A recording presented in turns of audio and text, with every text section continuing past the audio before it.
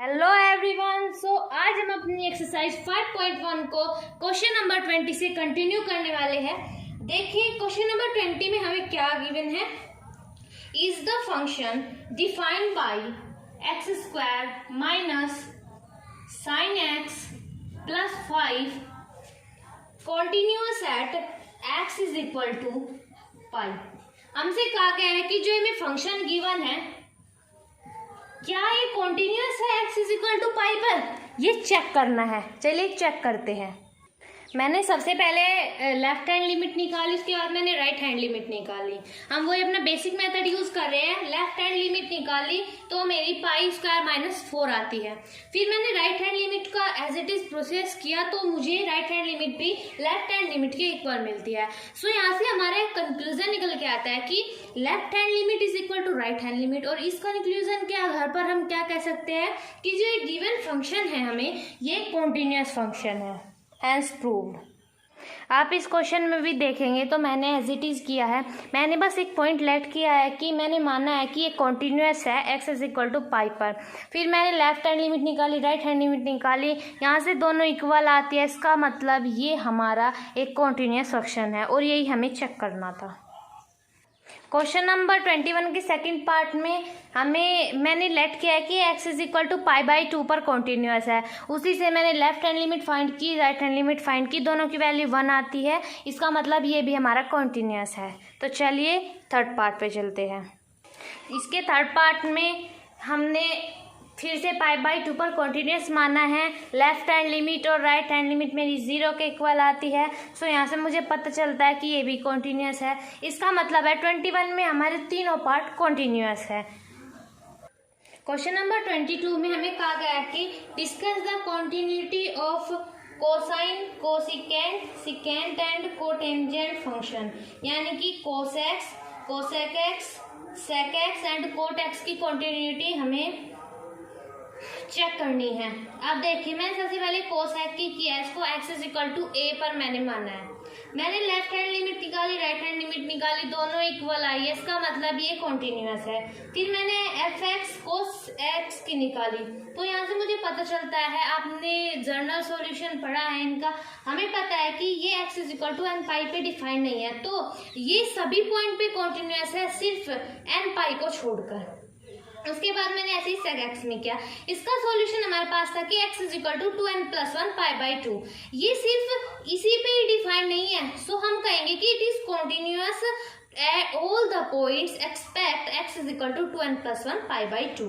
उसी का मैंने सेम मेथड अप्लाई किया है कोट x पर। वहां से फिर वही पता चला कि ये x is equal to n pi पे तो डिफाइन नहीं है।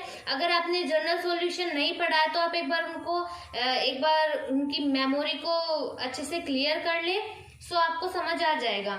यहाँ से it is not defined at x is equal to n pi, so it is continuous to all points except x is equal to n pi। I hope you understand this।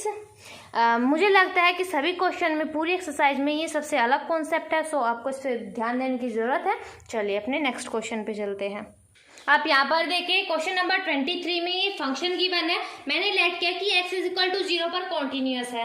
सो मैंने left hand limit निकाली, 0 से कुछ छोटा है, इसका मतलब ये इसमें एग्जिस्ट करेगा, तो मैंने इसकी वैल्यू इसमें रखी। अब आप कहेंगे कि साइन h अपॉन h 1 कैसे आया। आपको याद होगा कि sine theta upon theta is equal to 1 होता है, cos theta upon theta is equal to 1 होता है। ओके, सो वहां से मुझे पता चला ये 1 आया। उसके बाद मैंने राइट हैंड लिमिट निकाली तो मैं 0 प्लस h यानी कि 0 से कुछ बड़ा है वो मेरा इसमें एग्जिस्ट करेगा x प्लस 1 में। x प्लस 1 में मैंने जब ये वैल्यू पुट की मुझे यहाँ से भी 1 मिला है। इसका मतलब है left hand limit is equal to right hand limit.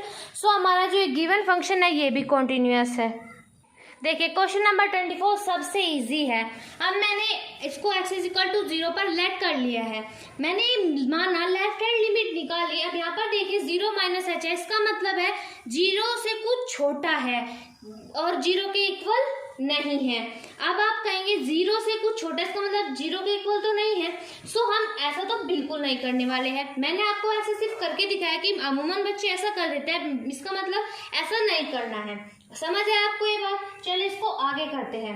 ऐसा तो नहीं करना है क्योंकि हमारा x इज इक्वल टू 0 नहीं है। आपको ये बात समझनी होगी। हमें पता है कि ये 0 है बट हम इसको 0 के इक्वल नहीं मानते हैं। अभी तो हमें पता है ना कि कुछ ना कुछ तो कम है, इसको हम बाद में वैल्यू पुट करेंगे तब पता चलेगा ना। लेकिन अभी तो ये 0 से कुछ छोटा है, इसका मतलब है 0 से नॉट इक्वल है, ये भी 0 से नॉट इक्वल है। चलिए इसको निकाल लेते हैं उसी से, हम इसमें वैल्यू पुट कर रहे हैं इसकी। अब देखिए कैसे करेंगे, limit h tends to 0 x square यानी कि 0 माइनस h का स्क्वायर साइन 1/0 माइनस h। अब बताइए इसका क्या होगा, ये हो जाएगा 0 square plus h square minus 2h हो जाएगा।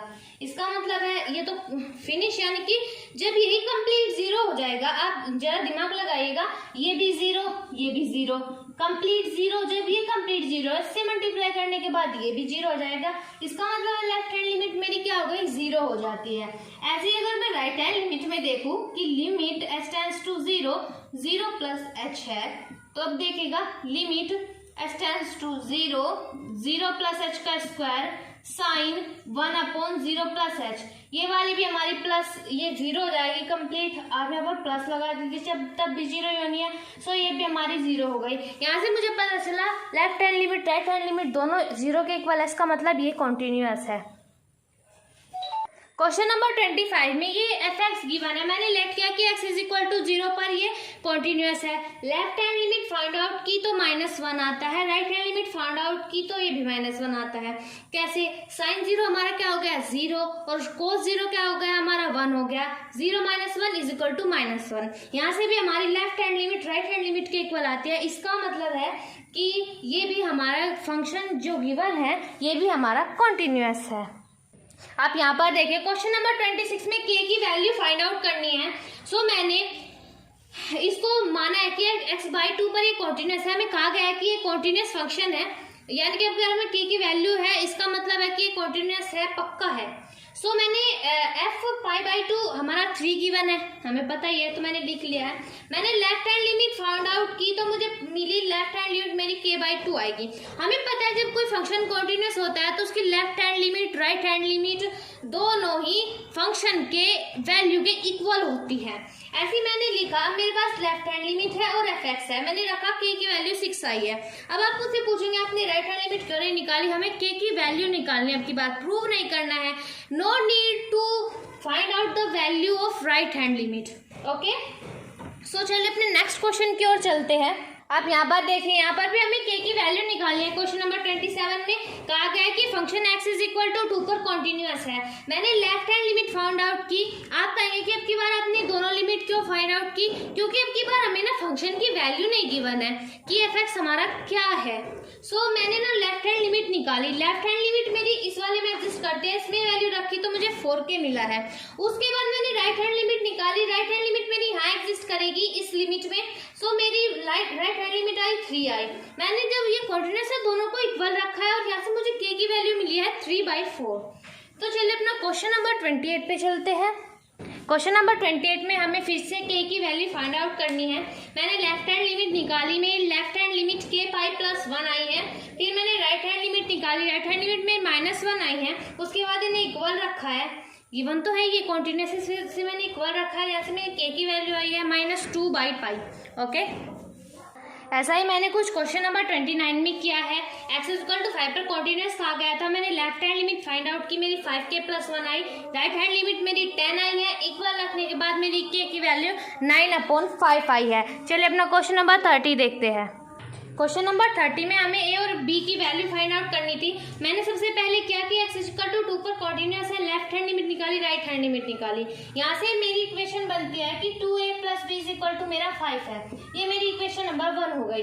फिर मैंने x इज इक्वल टू 10 पर किया, तो यहाँ से मेरी इक्वेशन बनती है कि 10a + b is equal to 21 है। ये मेरी इक्वेशन नंबर 2 हो गई। मैंने दोनों इक्वेशन को सब्ट्रैक्ट किया तो मुझे मिला a इज इक्वल टू 2 है और b इज इक्वल टू 1 है।